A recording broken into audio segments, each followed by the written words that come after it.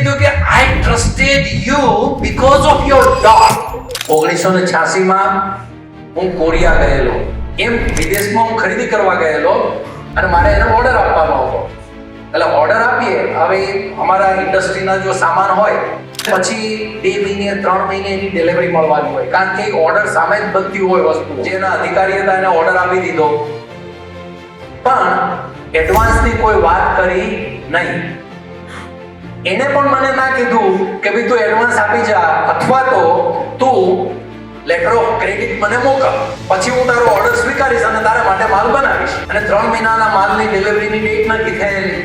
એ 3 મહિના પછી એનો લેટર આવ્યો મને કે ભાઈ તારો માલ રેડી થઈ ગયો છે, આવ અને ચેક કરી જા અને પછી મંગાવી લે.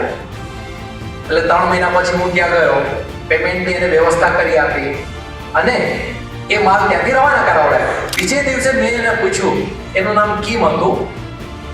મિસ્ટર કિમ, મેં તને પૈસા નહોતા આપ્યા, છતાં તે મને માલ બનાવી આપ્યો.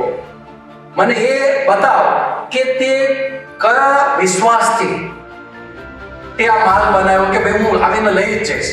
મને તો હું લેવા ના ગયો હોતે તો એ માલ તો એના માથા ઉપર પડી રહેતે. એ જમાનામાં એ કંઈક 20-22 લાખ રૂપિયાનો માલ હતો 1986માં. એટલે આજે 22 કરોડ રૂપિયાનો માલ થાય.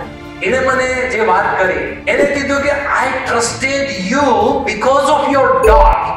સમજ પડી તમને? આ તારા કપાળમાં ડોટ ચાંદલો છે એટલે મેં તારી ઉપર વિશ્વાસ કર્યો. સમજાય તમને બધાને? ચાંદલો શા માટે રાખવો એ સમજાય છે તમને?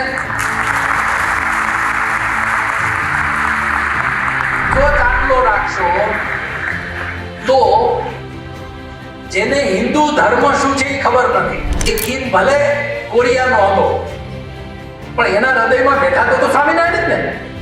એ સ્વામિનારાયણ ભગવાને સાક્ષી પૂરીને એને કીધું ભાઈ આ ચાંદલાવાળો છે, તું તારે વિશ્વાસ કર, તારા પૈસા જશે નહીં.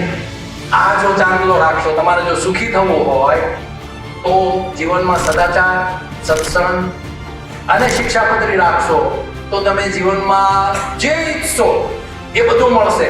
કરોડ રૂપિયાની ઈચ્છા રાખશો તો કરોડ મળશે, 100 કરોડની ઈચ્છા રાખશો તો 100 કરોડ.